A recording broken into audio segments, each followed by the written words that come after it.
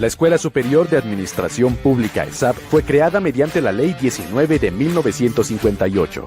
Esa ley la constituyó como un establecimiento público nacional de carácter universitario, adscrito al Departamento Administrativo de la Función Pública, con autonomía académica, administrativa, financiera y patrimonio independiente, tal como lo establecen las normas del sector educativo en general y del servicio público de la educación superior. En Colombia somos la única entidad educativa presente en todo el territorio nacional, desde La Guajira hasta el Amazonas, con planes de estudio para toda la ciudadanía y con servicios de apoyo a los gobiernos departamentales y municipales. La ESAP se especializa en una educación con enfoque territorial.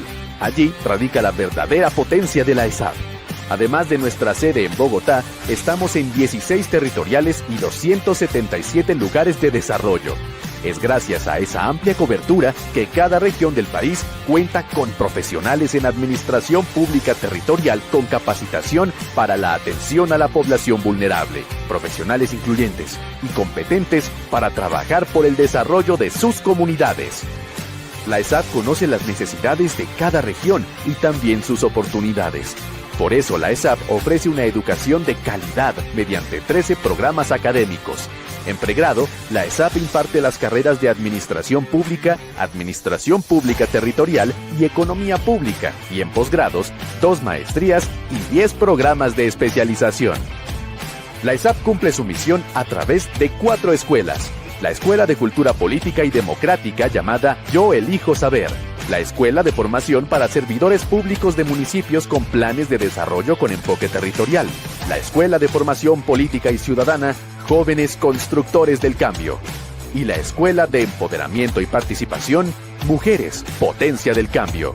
Con estas 4 escuelas, la ESAP capacita a quienes se dedican al servicio público y a las personas con la ciudadanía colombiana que tengan interés en ampliar sus competencias y en liderar sus comunidades. Como aliada estratégica del Estado, la ESAP apoya a las entidades en sus procesos de reorganización y diseño institucional y brinda asesoría técnica a los municipios de Colombia. Además, a quienes ocupan cargos en el servicio público de nivel directivo y asesor y a quienes participan en corporaciones públicas. La Escuela de Alto Gobierno de la ESAP potencia y fortalece sus capacidades. Esta misión la cumple mediante la enseñanza, la investigación, la innovación y la producción de documentos técnicos para fomentar la gobernanza territorial y producir valor en beneficio de todos. De esta manera, la ESAP forma en distintos saberes y en todas las categorías del conocimiento y del gobierno para la gestión de lo público, por sus procesos misionales de formación, investigación, internacionalización, capacitación y fortalecimiento académico. Durante sus 66 años de historia, la ESAP es reconocida por formar profesionales con alta calidad académica, que contribuyen a que las organizaciones públicas adelanten gestiones eficaces y eficientes.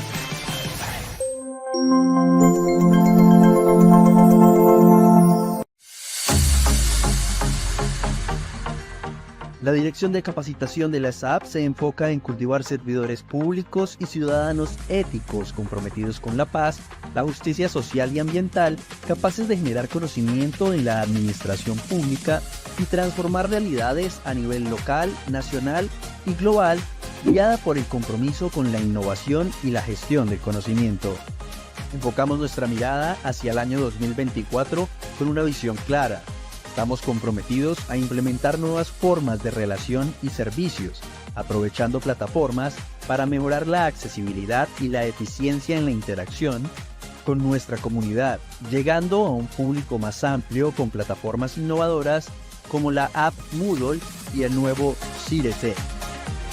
En capacitación, virtualizamos experiencias transformadoras, adaptando metodologías avanzadas y forjando el conocimiento para la vida. Construimos el futuro abrazando calidad, experticia y compromiso. En la ESAP, el futuro nos espera.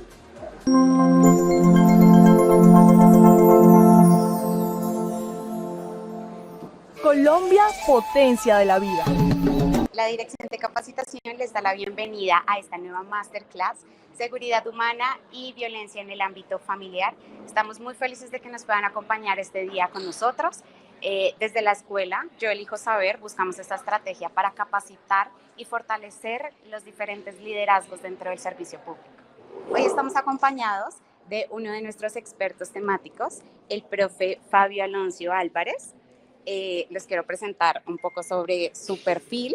Él es administrador público, hace parte de la casa, especialista en proyectos de desarrollo, es docente de la Escuela Nacional de Policía y miembro del Grupo de Investigación Política Pública y Acción Política de la Agencia Nacional de Tierras. Por otro lado, tenemos un invitado muy especial que está acompañándonos el día de hoy, Carlos Enrique Andrés García. Carlos, bienvenido. Abogado, especialista de Derecho Civil y Derecho de Familia, especialista también en contratación estatal, magíster en Derecho. Actualmente es coordinador de posgrados de la Universidad Gran Colombia y así también de la Universidad Antonio Nariño. Bienvenidos, muchísimas gracias por hacer parte de este proceso de aprendizaje con nosotros, brindarles este conocimiento a todos nuestros servidores públicos y a nuestra ciudadanía que en este momento nos están viendo desde diferentes municipios de Colombia. Hola, buen día a todos. Angélica, muchas gracias por la invitación. Es un placer para nosotros estar aquí en la Escuela Superior de Administración Pública, pues generando un espacio de conocimiento para el desarrollo pues administrativo dentro de las diferentes entidades. El día de hoy vamos a hablar un poco sobre seguridad humana y cómo ésta se empieza a relacionar con la violencia en los entornos familiares. Es por eso que tenemos invitado al profe Carlos. Profe, buen día. Muy buen día a usted, a todos nuestros amables oyentes y personas que nos están viendo. Gracias, Angélica, por la invitación, a ti, Fabián, por la invitación. Me encanta estar aquí en su casa. Espero que tengamos un diálogo dialéctico interesante sobre este tema tan importante que es la seguridad y los distintos tipos de violencia. Listo, gracias, profe. Entonces, para iniciar, podemos empezar a hablar un poco de la seguridad. ¿Qué es la seguridad?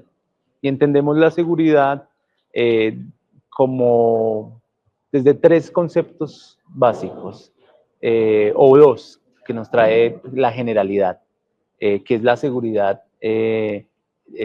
nacional y la seguridad pública. Pero ¿por qué es importante la seguridad? La seguridad se vuelve un concepto que está en constante evolución y en constante transformación y que pues merece un estudio no solamente desde el ámbito de la gobernanza, desde las políticas públicas, cómo emerge esa seguridad, sino también desde las acciones sociales, pero también desde la academia, cómo se empieza a construir el concepto de seguridad desde la academia. Porque la seguridad a lo largo del tiempo nos ha mostrado que tiene diferentes vertientes y variantes que se están dando. Entonces, podríamos empezar con los dos conceptos tradicionales de seguridad, entre ellos el concepto de la seguridad pública, como ese concepto que emana de las acciones de Estado para brindar seguridad interna, más que todo a los fenómenos criminales que se dan en los territorios, ¿cierto? Y a la protección de las personas. Por el otro lado tenemos el concepto de la seguridad estatal, la seguridad nacional, ¿cierto? Que es un concepto viejo, viene del siglo XX y era acciones que se tenían de estados para la protección de la nación, ¿cierto? De la soberanía, esa protección ante amenazas externas. Entonces, un concepto que fue evolucionando con los temas de la guerra, ¿cierto? Las guerras mundiales, la posguerra, y que incluso a lo largo de este tiempo, incluso con los diferentes hechos violentos del mundo, como los atentados en las Torres Gemelas en Estados Unidos, pues llevó también a plantearse nuevos elementos para la seguridad nacional, ¿cierto? Que a la par, el año de los atentados se estaba construyendo en la ONU la Oficina para la Atención de Delitos contra las Drogas y el Delito, que pues no es más que plantearse estrategias para el tema de las amenazas externas, entre ellos pues también no solamente el terrorismo como amenaza externa, sino las estructuras criminales de nivel internacional, que incluso en Colombia ya estamos siendo permeados por esas grandes estructuras de outsourcing criminal. Eso frente a esos dos conceptos. Sin embargo, la seguridad va más allá de esos conceptos. Y es ahí donde entra el primer concepto, pues como tercer elemento, el tema de la seguridad humana. La seguridad humana entendida como esa garantía de derechos y protección a la vida que se da en los territorios y que va dirigida a las comunidades y las personas. Entonces, hay una importancia en proteger la vida. ¿Por qué sería importante proteger la vida y las comunidades? Pues, profesor, yo considero que en términos generales uno tiene que entender la seguridad desde dos visiones. Usted lo acaba de definir desde lo macro y desde lo micro. Pero las dos responden y la respuesta que han dado los estados respecto de estas categorías y de estas necesidades ha sido a través del ejercicio de desarrollar políticas públicas. Entonces, se han desarrollado políticas públicas en respuesta a todo este tema de seguridad macro y políticas públicas en respuesta a todo este tema de seguridad micro e interacciones entre las personas. Si nosotros somos un poco más teóricos, uno dice y uno acude a los contractualistas, Hobbes, Rousseau, etcétera, ellos nos plantean que nosotros tenemos un acuerdo social en donde nosotros le cedemos parte de nuestros derechos al Estado para que nos garantice algo muy importante, que es la seguridad. Entonces, esa garantía que nos da el Estado de seguridad, el Estado la ha desarrollado a través del desarrollo de políticas públicas y políticas de Estado. Cuando tenemos una política de Estado, las políticas de Estado son un poco más fuertes porque están institucionalizadas, es decir, que sin importar el gobierno que esté, entran a operar. Pasa mucho en Estados Unidos. Cuando tú hablabas de todo este fenómeno que pasó con las Torres Gemelas, Estados Unidos creó toda una política de Estado en torno a la seguridad y al combate incluso con terceros enemigos o con lo que ellos llamaban los terroristas. Entonces se generó toda una política de Estado que incluso hoy está repercutiendo. Todo lo que está pasando ahorita en Medio Oriente se debe a una política de Estado que ocurrió luego de lo que pasó con las Torres Gemelas para que Estados Unidos apoyara grupos proxy en Medio Oriente y se generaran todos estos fenómenos. Ahora bien, hay unas políticas públicas que también desarrollan los estados en busca de proteger los derechos de las personas. En Colombia, por ejemplo, hay una política de Estado respecto al tratamiento del conflicto armado. Esta política de Estado la instituyó Santos. Cuando Santos sale un día en los medios de comunicación y dice Colombia está en un conflicto armado interno, nos pone en una posición en donde podemos negociar y podemos entrar a hacer y ejecutar ciertas acciones con los grupos armados. De ahí nace el proceso de paz y cuando el proceso de paz se constitucionaliza y se eleva a la Constitución, en ese momento se crea una política de Estado de seguridad. Una política de Estado de seguridad que incluso en gobiernos opositores, como lo fue el gobierno Duque, no se pudo desmontar. El gobierno Duque, su bandera era que pues, la paz que se había negociado no era la adecuada y ellos entran como a revisar el asunto, pero ellos no pueden desmontar esta política de seguridad. Ahora bien, eso se mide a nivel macro y en este momento con el gobierno Petro se está revisando ese asunto. Pero hay otras políticas que también son transversales que a los ciudadanos nos intervienen, como por ejemplo todo lo que tiene que ver con las violencias en los entornos familiares, que es parte de derecho porque estamos acá. Y es que existen unas líneas de protección de política pública para las personas.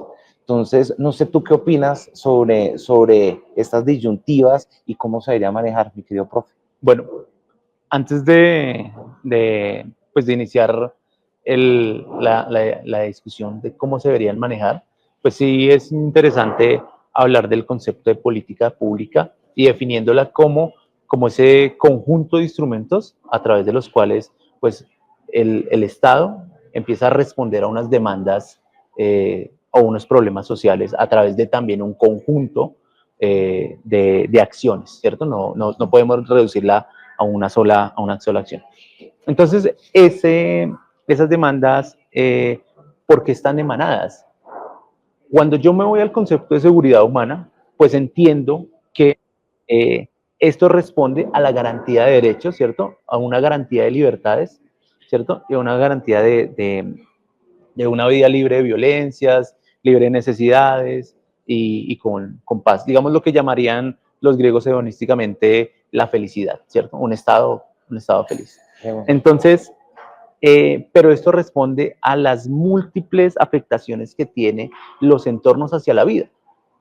Porque algo que nos va a caracterizar, que nos asume como humanos, es la fragilidad y la vulnerabilidad y la exposición a las diferentes amenazas a las cuales estamos pues envueltos. Amenazas de tipo ambiental, económicas, químicas, en temas de salubridad. Entonces, estas amenazas llevan a plantearse cómo voy a contrarrestar o voy a mitigar los impactos que pueden tener las amenazas pues en los entornos, en las comunidades, ¿cierto?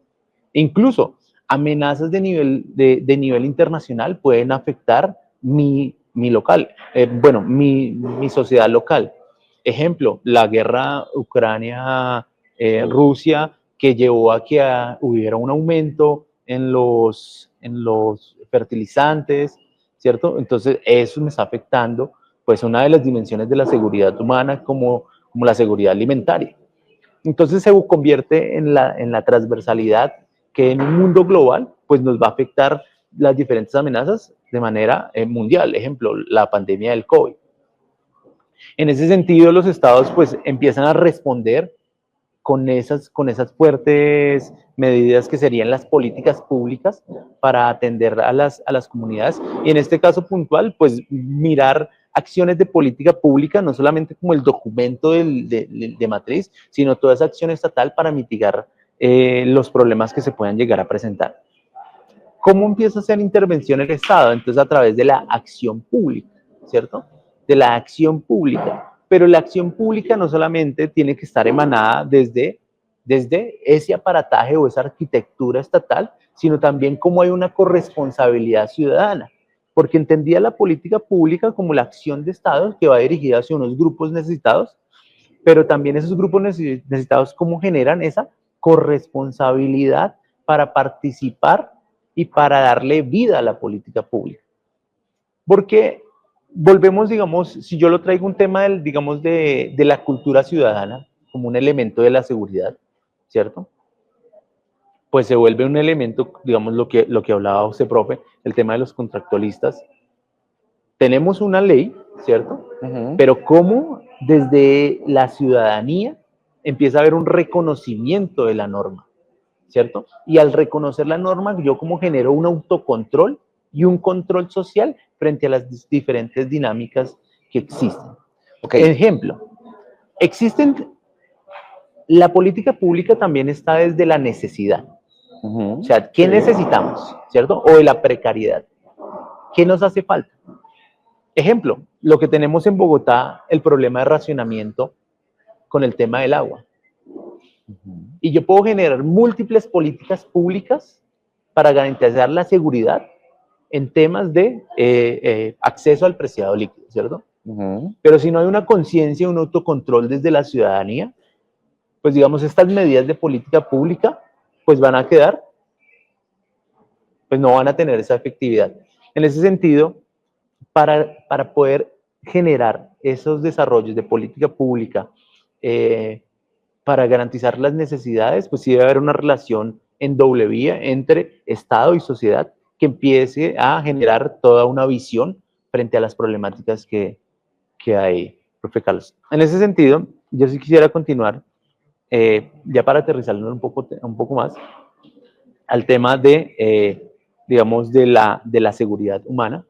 Entonces entendemos que la seguridad humana pues responde con políticas públicas a diferentes dimensiones, ¿cierto? Hay unas dimensiones, 7 dimensiones que se establecieron desde 1994, que emergen de la ONU, donde me establece que a partir de esta integralidad que yo puedo ver la seguridad, porque la seguridad no se ve únicamente desde el tema de los 2 primeros conceptos que tratamos, sino como unas causas generadoras. Entonces tiene una multicausalidad la inseguridad. Entonces, ¿cómo atiendo eso? Entonces, la ONU me dice que yo lo empiezo a atender a partir de 7 dimensiones. La dimensión económica, alimentaria, en salud, ambiental, de la comunidad, de la persona y política. Tengo 7 dimensiones. Sí. Y resulta y pasa que cuando yo empiezo a mirar qué me puede afectar esas dimensiones, están muy desarrolladas en los entornos locales. Y cómo esas necesidades me empiezan a afectar cada una de esas dimensiones. Ejemplo, ayer salió, estos días salió la encuesta de Bogotá, ¿cómo vamos? Y nos decía la encuesta que el 44% de bogotanos se sienten inseguros.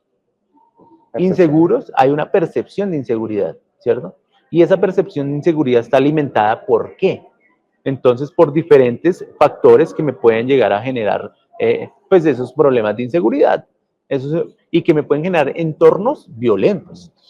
Uno de esos era, digamos, el tema de la alimentación, de cómo el 34% de la ciudadanía nomás había percibido una comida al día durante el último tiempo.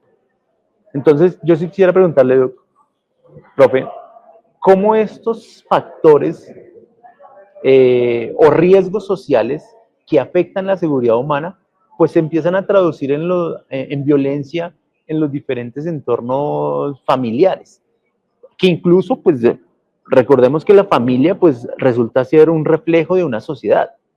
Sí. Y cómo hay un espejo y que se traducen esos problemas de manera micro o esos fenómenos de manera micro a manera macro y que se están traduciendo en la sociedad. ¿Cómo transformamos o cómo se refleja primero esos problemas y cómo podemos transformarlos? Bueno, yo creo que este es un asunto que ya se ha discutido de manera constante y que ya tenemos como unas respuestas institucionales a cada uno de esos problemas. Entonces, si uno quiere abordarlos de manera general, desde la política pública hay que entender también que una política pública se divide en programas y proyectos. Entonces está la política, programas y proyectos. Los abogados tenemos un problema, profe, y es que los abogados somos muy buenos en algo que se llama el derecho preinterpretado. ¿Qué es? Escoger la norma. Tú lees, por ejemplo, hablamos de violencia, homicidio. Entonces, si una persona comete un homicidio en contra de otra, un abogado va a decir, esa persona tiene una prisión de tanto tiempo. ¿Por qué? Porque X mató a Y. Y esa, digamos, es una interpretación que hace el abogado, existiendo unos atenuantes, un procedimiento, etcétera, etcétera, que los abogados hemos creado en nuestra estructura jurídica. Pero somos muy malos en algo que se llama el derecho postinterpretado. El derecho postinterpretado son las políticas públicas. Y los abogados no sabemos resolver problemas de política pública porque a nosotros nos educan para aplicar política pública y resolver los problemas sociales, cosa que ustedes los administradores son genios en eso. Entonces, un administrador público, así como mi profe, es excepcional en eso. Las respuestas a los 7 problemas que usted me acaba de plantear son resueltos a través de política pública. Y como se han solucionado a través de política pública, hemos tenido nosotros entonces la interacción de que, por ejemplo, en temas de violencia de género, tenemos una política pública de género de protección hacia las mujeres. Entonces, un ejemplo rápido antes de continuar es, si a una mujer se le genera violencia intrafamiliar, el que va a conocer de esta violencia intrafamiliar, en primera instancia, por política pública, va a ser una comisaría de familia. Entonces, en todo el país existen comisarías de familia que conocen de temas de violencia intrafamiliar y ese comisario de familia va a tener que conocer de ese caso de violencia a través de un enfoque de género. ¿Listo? Entonces, en ese desarrollo, mi querido profesor, tenemos entonces esa primera, digamos, ese primer criterio, digamos, de solución de violencia. Hablemos de temas de violencia ambiental. ¿Qué pasa si yo tengo perturbaciones en materias de sonido, acústicos? Entonces, si yo tengo un vecino que tiene una fiesta y en esa fiesta tiene el volumen de la música excediendo, digamos, los decibeles adecuados a las 2 de la mañana, yo no puedo dormir. En ese evento existe toda una política pública de seguridad que impacta directamente a la Policía Nacional y siendo ellos los conocedores de el código de policía, ellos pueden ir hasta este inmueble e incluso colocar multas por los altos decibeles y perturbar la convivencia ciudadana. Entonces, fíjate que cada uno de los criterios que tú estableces tienen una respuesta en una política pública. Listo, profe, te comento que en este momento en el chat en vivo estamos teniendo varias preguntas de diferentes personas interesadas en el tema. Entonces vamos a hacer ahorita en el entretiempo 2 preguntas como para ir adelantando, pero pues al final vamos a dar espacio para más preguntas. Entonces si ustedes quieren, están interesados en alguna pregunta en específico, nos la pueden escribir ahí por el chat. Nos pregunta Cristian Alvarado desde COP, ¿cuál es la relación entre seguridad humana y las violencias que se presenten en la sociedad? Cualquiera de los dos puede responder. Listo. Si quiere, profe, comienzo. Bueno, como ya lo habíamos explicado hace un momento, hay parte de la generación de esta masterclass es vincular pues el concepto de seguridad humana que se vuelve en un concepto transversal a muchas problemáticas que se presentan en las comunidades, ¿cierto? Entre ellos, ¿y cómo se transversaliza el concepto? A través de las dimensiones establecidas. Y entonces, como lo mencionamos, las violencias en los entornos familiares están relacionadas con diferentes problemáticas que abarcan las dimensiones. Entre ellos, digamos, la seguridad en salud, porque en la sociedad existen problemas de salud mental, ¿cierto? Que se pueden traducir en violencia. La seguridad económica, que muchas veces en entornos donde hay dificultad económica se vuelven entornos violentos. La seguridad de las personas, que es cómo empieza a mitigar todo ese tipo de, cómo se empiezan a ver o a atender todo ese tipo de violencias hacia las personas. Y la seguridad de la comunidad, que, oiga, como existen esas diferentes tensiones por religión, raza, etnia, que pueden derivar en violencias en diferentes entornos. Entonces, esa sería como esa articulación o ese engranaje en la cual la seguridad humana podría alimentar el tema de la violencia en los entornos familiares. Bueno, dando respuesta a la pregunta, yo acudo a Max Weber. Ahorita hablábamos de él antes de entrar a esta masterclass, y es: la violencia es la enfermedad, la seguridad es la cura. Entonces, bajo esa perspectiva, el impacto de la seguridad humana es directo al ejercicio de la violencia. La cuestión es tener que pensarnos el momento histórico en el que estamos, las sociedades en las que estamos y cómo se va a dar aplicación a la misma. Nosotros consideramos que eso se debe hacer en términos generales en sociedades como la nuestra y tener estas discusiones. Muchísimas gracias a nuestros invitados por las respuestas que nos acaban de dar. Siguiendo a esta respuesta, nos hacen una pregunta más enfocada hacia las rutas de atención, que sin duda pues complementa un poco lo que nos están mencionando en este momento. Nos pregunta Zaida desde Cundinamarca, ¿cuáles son las rutas y mecanismos disponibles para atender casos de violencia intrafamiliar y cómo puede la comunidad apoyar a una víctima para que acceda directamente de manera segura a estas líneas de atención? Conozco mucho sobre el tema, entonces existen distintas rutas de atención, tanto para niños, niñas, adolescentes, mujeres, hombres y adulto mayor. Los menciono así porque están diferenciadas. Entonces, por ejemplo, niños, niñas y adolescentes tienen una ruta de atención prioritaria que se hace con defensores de familia y comisarios de familia. Temas que tienen que ver con violencia intrafamiliar, es decir, violencia en el entorno de la familia, donde están los integrantes de la familia, conoce comisarios de familia. Temas de, por ejemplo, seguridad alimentaria, deber de cuidado, conoce defensor de familia cuando hablamos de niños, niñas y adolescentes. Cuando hablamos de las mujeres, por ejemplo, existe la comisaría de familia, que también es el primer respondiente en temas de violencia en contra de la mujer, existiendo todas unas medidas de protección. Incluso, por ejemplo, el alejamiento del agresor. Si su pareja le pegó a la señora, a su esposa, entonces se puede hacer incluso una orden de alejamiento. Las mujeres también pueden acudir a la Fiscalía General de la Nación, existiendo también el tipo penal de violencia intrafamiliar y en casos graves de violencia, incluso el tipo penal de feminicidio. En el caso de adultos mayores, conoce también comisarios de familia, defensores de familia en algunas situaciones, en donde hay unas rutas de atención y protección, por ejemplo, en temas de seguridad alimentaria. ¿Qué pasa si un adulto mayor necesita alimentos? Entonces puede fijarse una cuota de alimentos en donde sus hijos brinden alimentos a este señor. Y en el caso de los hombres también tenemos la comisaría de familia, la Fiscalía General de la Nación. O sea, Todas las personas tenemos acceso a rutas de protección de derechos e incluso distritos como Bogotá tiene otras rutas de atención extras aparte de estas que están a nivel nacional. Por ejemplo, en Bogotá tenemos la Secretaría de la Mujer, que si hay violencias en contra de la mujer, la Secretaría de la Mujer acude de manera inmediata y manda incluso un profesional a dialogar con la mujer para acompañarla en todo este proceso de protección. Entonces, existen las rutas, lo importante es su difusión. Entonces, espacios como estos nos ayudan a que todos ustedes conozcan cada uno de esos criterios para poder ayudar en estos asuntos.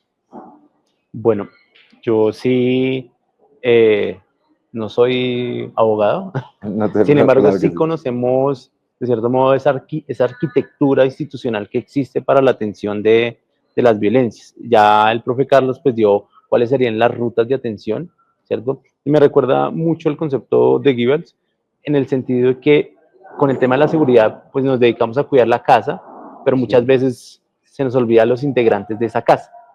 Entonces, ¿qué debemos hacer para atender esa casa? Y existe una arquitectura institucional ya establecida. Ya el concepto de cómo funciona y cómo opera y cuáles serían las falencias y lo que hay que mejorar, pues digamos ya sería una discusión que daríamos ya más adelante. Listo, y bueno, vamos a comentarle a nuestra audiencia que en este momento veo que están bastante activos en nuestro chat, nos están mandando muchas preguntas, pero pues por temas de tiempo vamos a continuar con nuestra masterclass y al final vamos a hacer otra serie de rondas de preguntas para que pues vamos a escoger, yo creo que por ahí unas 2 o 3 y de resto pues ya daríamos por finalizada nuestra sesión. Entonces les doy nuevamente la palabra a nuestro experto, a nuestro invitado especial para que continuemos con nuestra clase. Porque nos da línea a seguir con el tema que era, la gente pregunta, muchas veces desconoce cuáles son las rutas de atención frente a temas de violencia. Eso pues claramente nos está indicando que hay unas problemáticas en la socialización de estas rutas de atención, que hay unas deficiencias de estas rutas de atención y que pues digamos que aún existan elevados casos de violencia en los entornos familiares, pues que tal vez no están teniendo el impacto que se esperaba cuando se planificó la política pública o la materialización de la política pública a través de estas líneas de atención. Esto puede ser por diferentes factores, un factor de una débil arquitectura institucional, una falta de tal vez de recursos, una falta de planificación o lo que veíamos en algún momento, como lo ejemplificaba el profe Carlos, de empezar a atacar los efectos, que sería violencia intrafamiliar, un hombre golpeó a una mujer, hombre castigado. Empezar a generar el castigo punitivo. Y no empezar a generar un proceso anterior de por qué ese hombre llegó a generar ese acto, o cómo se hizo la educación, o digamos, o una mujer que golpea a un hombre. Entonces empezamos a mirar, oiga, desde la política pública, incluso desde la seguridad humana, cómo empezamos a atender todos esos factores generadores de ese efecto final, que sería la violencia como el efecto final. Entonces, hay múltiples desafíos, hay múltiples razones por las que se presenta, pero profe, sí quería preguntarle, ¿no cree que nuestra sociedad está más enfocada en resolver problemas coyunturales que estructurales? Lo cual nos lleva a pensar que la política pública en sí no se juega en el rol de lo formal, sino de lo mediático que hay que atender. Bueno, la respuesta, o sea, es un reto la pregunta que me acaba de hacer, profe, pero a ver, yo desde el análisis de política pública hay que entender que una política pública tiene fases. Entonces hay una etapa de creación, una etapa de aplicación y una etapa de ejecución. Grandes autores como Deborah Janov o Emery Roe, que son analistas de política pública, ellos dicen, mire, usted puede tener una política pública muy buena, pero si usted no tiene las herramientas para aplicarla, fracasa. O usted puede tener una política pública regular, pero si usted tiene las herramientas económicas y de talento humano, va a funcionar. En la evaluación es donde yo entro a definir esto. Entonces, sucede algo en Colombia muy particular. Para darle un ejemplo, los lineamientos de protección de derechos de niños, niñas y adolescentes que tiene el ICDF son los mejores del mundo, de los mejores. O sea, usted sienta a cualquier experto en estos temas del mundo a revisar nuestros lineamientos de protección de derechos, dicen que están muy bien diseñados, o sea, son perfectos. O sea, las rutas están establecidas, o sea, nosotros aquí sabemos qué hacer si a un niño lo deja la mamá abandonado en la casa. Si la mamá lo deja abandonado en la casa, está afectando la seguridad de ese niño y nosotros tenemos toda una línea de protección de derechos con defensor de familia para proteger. ¿Cuál es nuestro problema? Nuestro problema es un problema de ejecución de políticas públicas por factores económicos y por factores de talento humano. No tenemos la infraestructura institucional para ejecutar la protección de las políticas públicas. Porque, te doy un ejemplo, si un niño queda desamparado en Bogotá y una persona se acerca ante defensores de familia e informa, los defensores de familia no tienen la capacidad instalada para ir de inmediato y rescatar a ese niño. Les toca esperar unas horas mientras llega Policía de Infancia, mientras activan todas las rutas institucionales para ir a rescatar a ese niño. En Bogotá se logra en horas. En el Chocó o en la Colombia profunda no pasa nada, porque puede que en dicho territorio ni siquiera exista defensor de familia. Entonces, yo considero que nosotros tenemos unas muy buenas políticas públicas, pero tenemos mal desarrollo de ejecución. Y tenemos otro problema, que se llaman datos. Y es, en Colombia no tenemos los suficientes datos también para construir buenas políticas públicas en el sentido de su ejecución. Es decir, tenemos diseñadas muy buenas políticas públicas, pero yo no sé cuántos defensores de familia debo tener en Bogotá o cuántos debo tener en, no sé, en Garagua, Boyacá.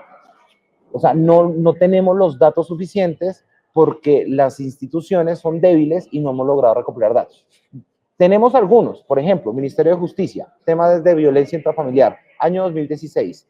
Por cada 100.000 habitantes hay 206 casos de violencia intrafamiliar al año, por familia, sin contar las que se repiten.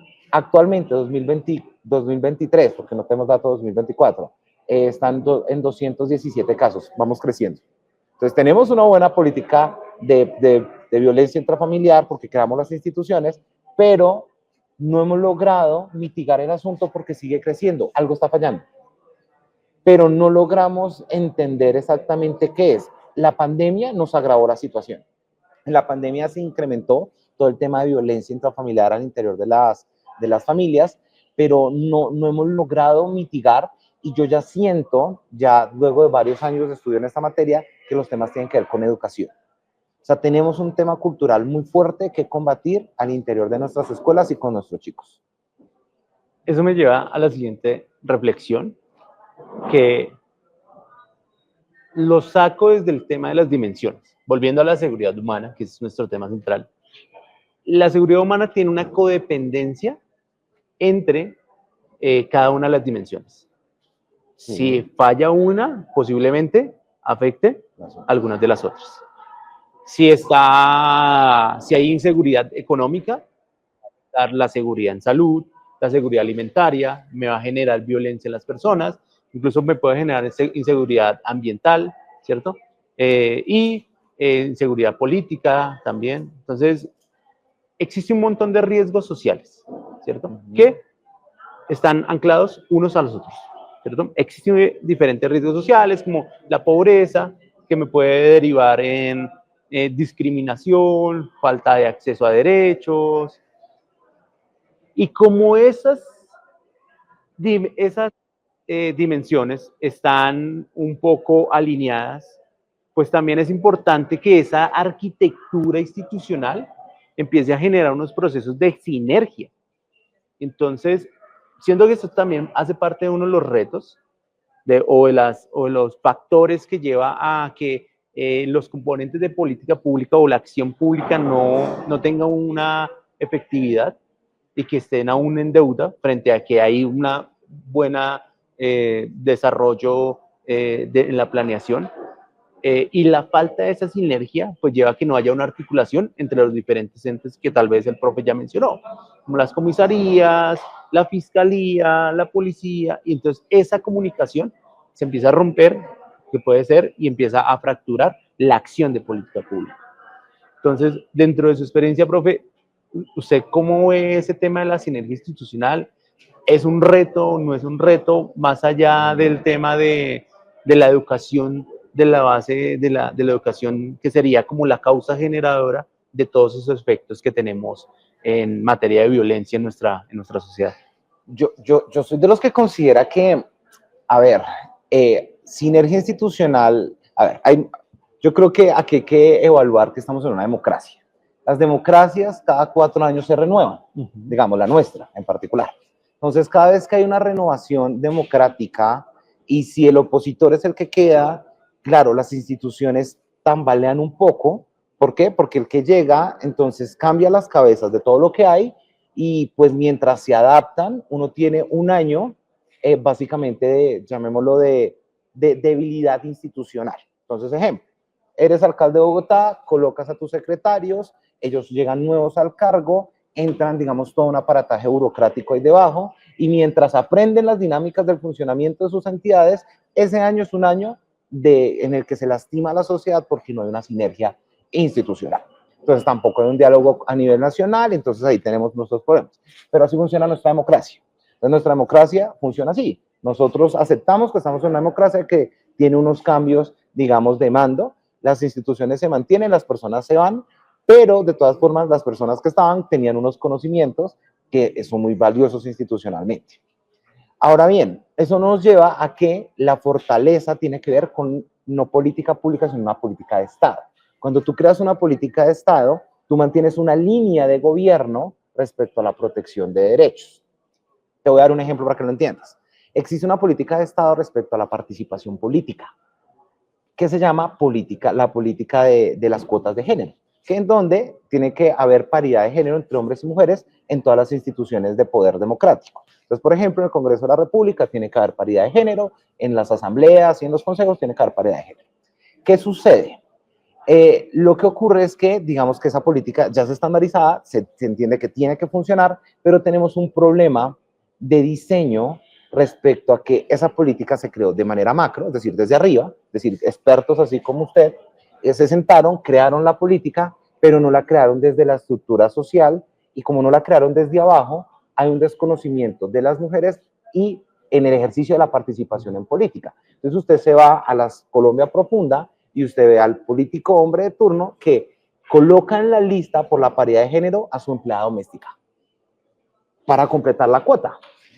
Eso genera que hay fallos no respecto al desarrollo de la política en términos generales, sino que en su creación, digamos, desde la base, está mal diseñada. Entonces, respecto a la sinergia, yo creo que el problema nuestro tiene que ver con esos entornos separados. Y respecto al desarrollo, digamos, ya de la aplicación de derechos, que la política a veces se tiene que hacer desde abajo, no desde arriba. Listo. Entonces, ahí continuamos un poquito el tema, que era lo que hablábamos ahorita del tema de la relación en doble vía para la construcción de políticas públicas entre Estado y sociedad. Porque, como usted lo menciona, el hecho de que no exista esa relación, pues se me vuelven políticas públicas con un tecnicismo vertical, un tecnicismo que no tienen en cuenta pues las necesidades ni vulnerabilidades de las personas que están vinculadas. Entonces, teniendo esto, quisiera preguntar si hay preguntas. ¿Hay preguntas? Así es, profe. Tenemos varias preguntas en nuestro chat. Aprovechando ahorita hablando un poco sobre los retos de la institucionalidad, nos pregunta una de nuestras ciudadanas, ¿cuáles son los procedimientos legales que se deben seguir para solicitar una orden de protección? O pues en general, ¿cuáles son las medidas cautelares en casos de violencia intrafamiliar? Uy, profe, va acorde al tema de la protección de derechos. Exactamente. Entonces, su merced. Listo, no, claro que sí, mi querido profesor. Miren, la ruta es la siguiente. Entonces, lo voy a dar con un ejemplo porque me parece que es más útil. Entonces, en caso de un evento de violencia intrafamiliar, entonces vemos el ejemplo, hay una ciudadana que está con su pareja y tienen violencia verbal y violencia física. El señor le pega a la señora, digamos. En ese evento, lo primero que tiene que hacer la ciudadana es que tiene que acudir ante la comisaría de familia. Este término es fundamental. ¿Cuánto tiempo tengo yo para ir ante comisaría de familia para que me protejan mis derechos? 30 días. Si han pasado más de 30 días luego del evento de violencia intrafamiliar, la comisaría ya no activa la ruta de protección. Ya te mandan a la fiscalía para que coloques el denuncio penal, pero ellos ya no activan la ruta de protección. Si estamos dentro de esos 30 días, la persona acude ante el comisario de familia. El comisario de familia le va a hacer una entrevista y, o su equipo psicosocial, psicólogos, ellos tienen psicólogos, tienen trabajadores sociales que hacen las entrevistas. Se hace la entrevista y en la entrevista el comisario toma medidas de protección provisionales. ¿Qué son estas medidas de protección provisionales? Son medidas que tienen por objetivo proteger a la víctima y que la víctima no sufra más violencia o no esté en riesgo su vida. Una de ellas, por ejemplo, puede ser que la persona sea reubicada, es decir, saquen a la señora del lugar donde vive con el agresor y sea enviada, por ejemplo, a un hogar, a una casa de mujeres en donde la persona va a estar protegida durante un tiempo. Otra medida de protección puede ser ordenar el desalojo del agresor, que se le diga al agresor, mire, salga del lugar mientras se resuelve el proceso de violencia intrafamiliar y se toman las medidas definitivas de protección. Otra puede ser, por ejemplo, temas de psicología, se manda a la víctima a medicina legal para que se le hagan los exámenes pertinentes. Luego de que se hace esta medida de protección provisional, inicia el proceso de protección ante el comisario de familia. Hay reglas. Por ejemplo, una, la víctima no tiene por qué encarar al victimario. Esto tuvo una modificación. Nosotros estamos hablando que antes, cuando una persona era víctima de violencia, tenía que encarar al victimario. Entonces, imagínense yo estar con la señora que me pegó y yo tener que encararla, eso es revictimizar. Entonces, eso ha cambiado, ya la persona simplemente la escuchan y empezamos el proceso. La medida definitiva es que el comisario va a emitir medidas de protección a favor de esa personita para proteger sus derechos y evitar, digamos, todos estos temas de violencia. Listo. Y para finalizar, vamos a escoger una última pregunta de nuestro chat. Pero pues antes de realizar esta pregunta, quiero comentarles a ustedes que este evento es un evento certificado. Por favor, regístrense en el link de asistencia que les están compartiendo acá por el chat en vivo. Registren aquí sus datos para poder generar la certificación. Y ya como última pregunta, un poco enfocado hacia las políticas y cómo se están implementando, nos preguntan, ¿qué rol debe desempeñar las alcaldías y las gobernaciones para crear programas que combaten directamente este problema intrafamiliar? Listo. Inicialmente, las alcaldías y las gobernaciones fungen como las máximas autoridades en los territorios, ¿cierto? Sin embargo, ellos deben seguir unos lineamientos de política pública que emanan del nivel nacional. Entonces son unos responsables que van a generar la acción de política pública y traducirlas en la mitigación de las violencias. En política pública hay una categoría de política pública que se denomina los burócratas de nivel de calle. Entonces, ¿cómo yo empiezo a generar acciones para que sean esos burócratas de nivel de calle que le entreguen a la ciudadanía en las manos las diferentes acciones para prevenir, en nuestro caso puntual, las violencias en los entornos familiares? Como lo decía el profe Carlos, los comisarios de familia o las comisarias de familia, que terminan siendo esos burócratas de nivel de calle que están entregando la acción pública a y dependen de las alcaldías. También. Los comisarios dependen. Y dependen de esa autoridad político-administrativa.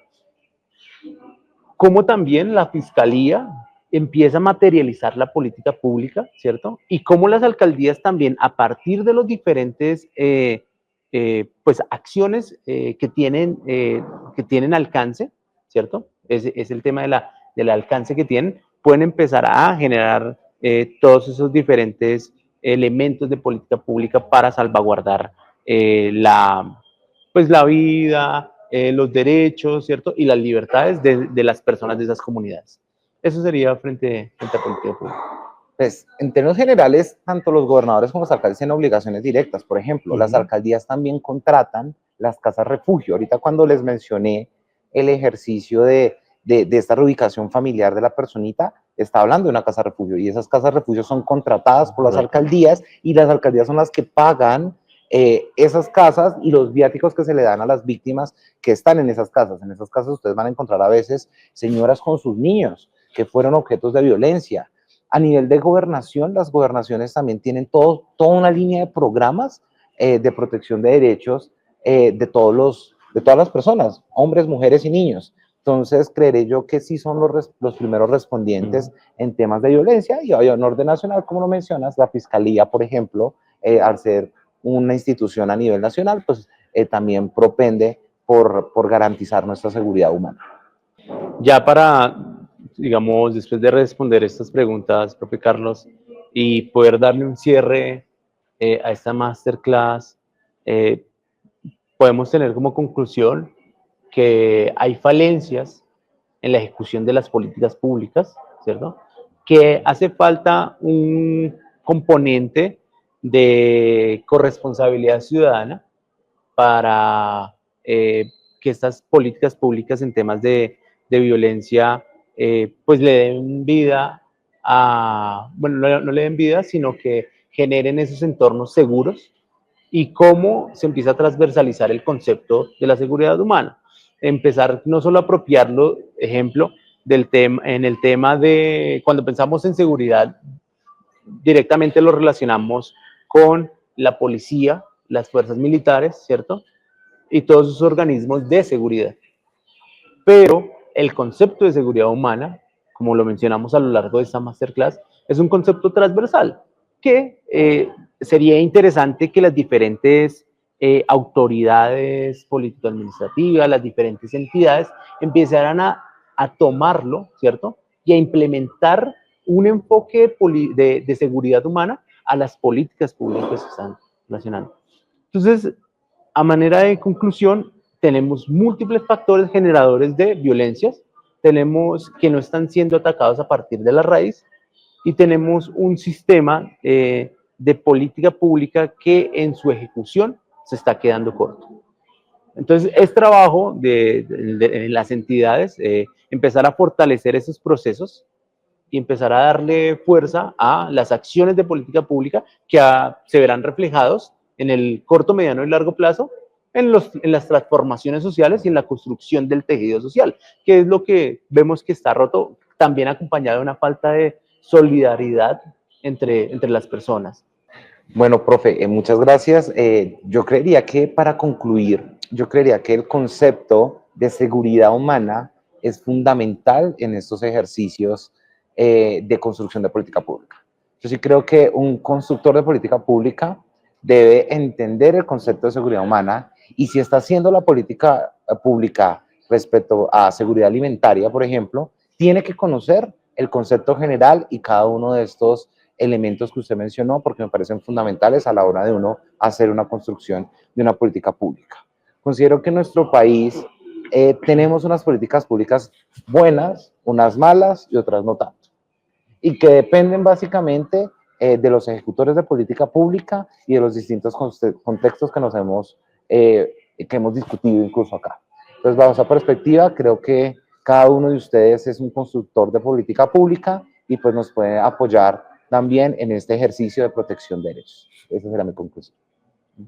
En esta sesión pudimos evidenciar la estrecha relación que hay dentro de la violencia intrafamiliar y las políticas públicas, así también como todos estos grandes retos que tiene la gestión administrativa frente a la creación, a la formulación, pero muy importante, a la implementación de estas políticas públicas que realmente impacten en nuestra sociedad y pues sin duda recordar que no es solo la víctima quien se ve afectada en este caso, sino también pues todos nosotros, la sociedad en general, en busca de una paz humana, ¿no? Para dar cierre, quiero agradecerles inmensamente tanto a Carlos como nuestro invitado el día de hoy, como a nuestro experto Fabián, que sin duda pues, nos están aportando desde la academia a la construcción de este proceso. Angélica, muchas gracias por la invitación. Para mí fue un honor compartir contigo y con las distintas personas que nos están viendo y escuchando, con el profesor Fabián, aprender sobre todo este tema de seguridad humana y complementar, digamos, el conocimiento académico. Creo que estos son espacios necesarios para el construir el saber. Angélica, muchas gracias por la invitación, por el espacio. Agradecerle a todas las personas asistentes a esta masterclass. Esperamos que esto haya sido un espacio enriquecedor, que hayan podido tomar conocimiento, se haya podido realizar la tarea de transmitir conocimiento por parte de la escuela.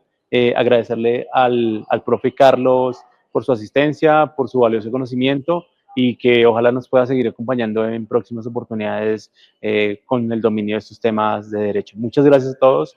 Hasta luego. El aporte de ustedes fue bastante valioso, pero también la participación de nuestros ciudadanos, de nuestra audiencia el día de hoy. Gracias, porque vemos que nos escriben desde diferentes partes de Colombia y sin duda estos espacios no serían y no tendrían el impacto tan importante si no fuera por ustedes. La Escuela Yo Elijo Saber los invita a participar de nuestras próximas masterclass, pero también de todos nuestros cursos y diplomados gratuitos por parte de la Dirección de Capacitación. Recuerden que por medio de CIRESEC les van a llegar diferentes ofertas y van a poder acceder a diferentes eventos gratuitos y certificados.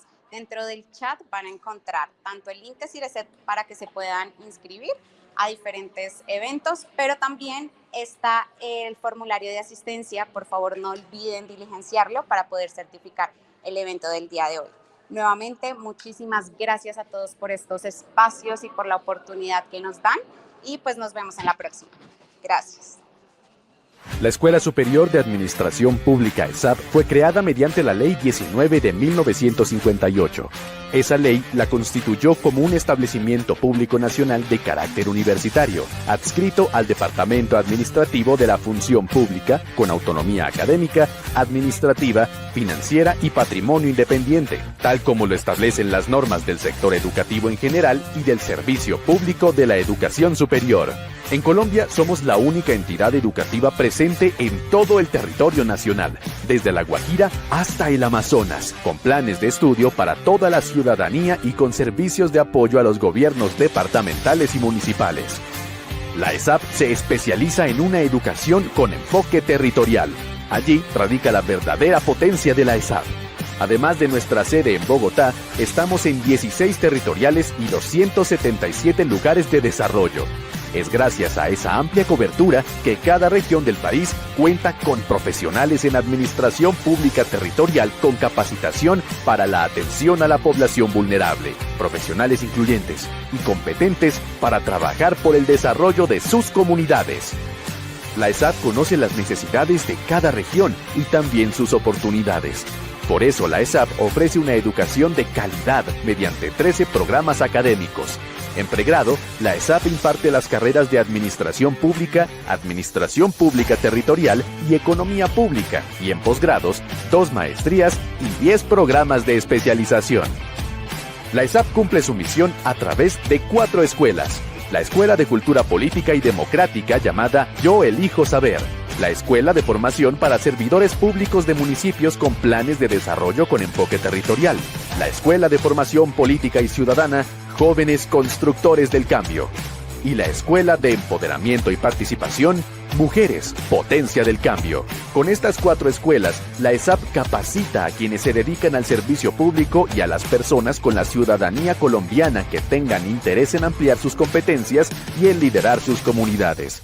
Como aliada estratégica del Estado, la ESAP apoya a las entidades en sus procesos de reorganización y diseño institucional y brinda asesoría técnica a los municipios de Colombia. Además, a quienes ocupan cargos en el servicio público de nivel directivo y asesor y a quienes participan en corporaciones públicas. La Escuela de Alto Gobierno de la ESAP potencia y fortalece sus capacidades.